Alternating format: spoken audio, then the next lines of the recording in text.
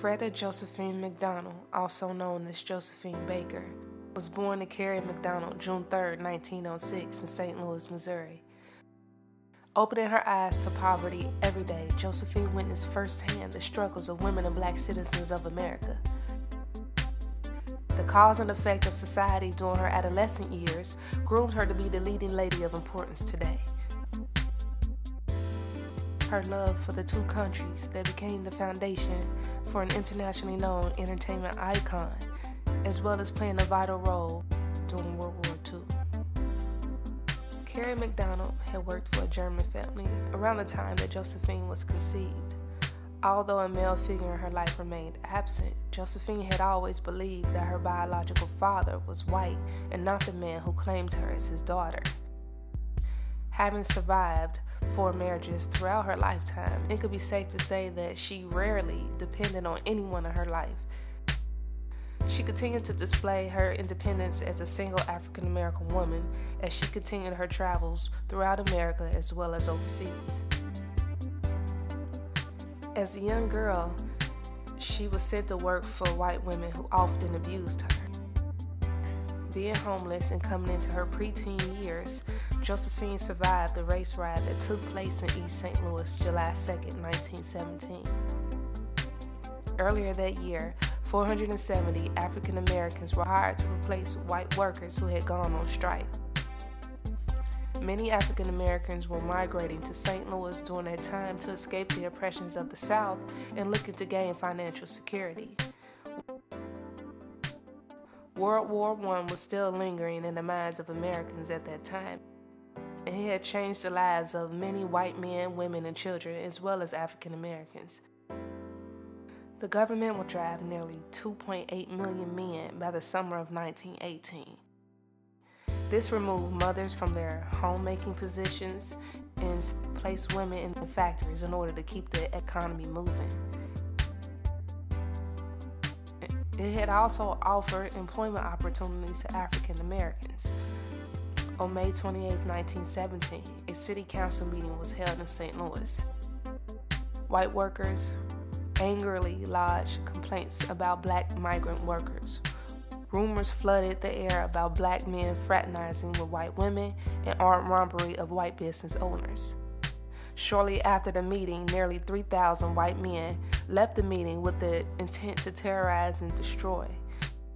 On July 2, 1917, the violence resumed with full force. Black men, women, and children were beaten and shot to death. Homes were being burned down, leaving a few with the options to burn alive or run out of a burning home to meet gunfire, and sometimes at the hand of a National Guard soldier. By the age of 12, Josephine was living on the streets, having witnessed women fighting for their rights because of their role in America during the Great War, and being a survivor of the East St. Louis riots. Josephine's resume for a potential activist trendsetter continued to grow. Baker went from street corner dancing to the highest paid chorus girl that led to her career move to France. Baker was the first African American female to star in a major motion picture, to integrate an American concert hall, and become a world famous entertainer.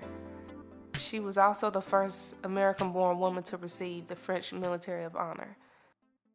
While directing a Liberty Club in Casablanca in 1943, Sidney Williams met Josephine Baker.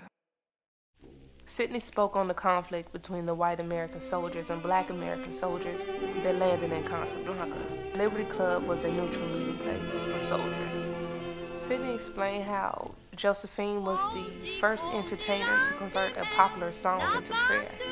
She entered the club from the second floor singing as she descended the stairs onto the stage while ending the song on her knees, and the French stood up and wept like children as they applauded. Deux Amours was the title of the song that she had sung in broken French that night. She was known worldwide for this song and was adored throughout Europe for it.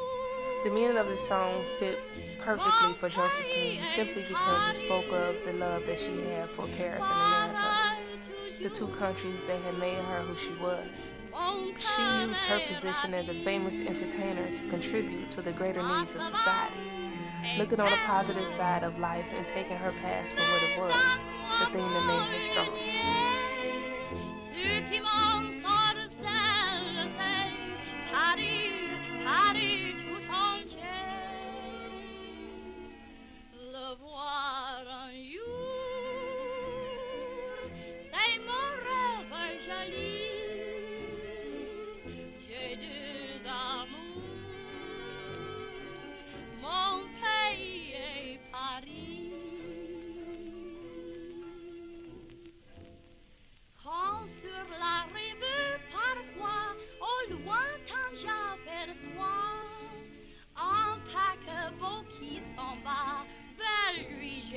Les bras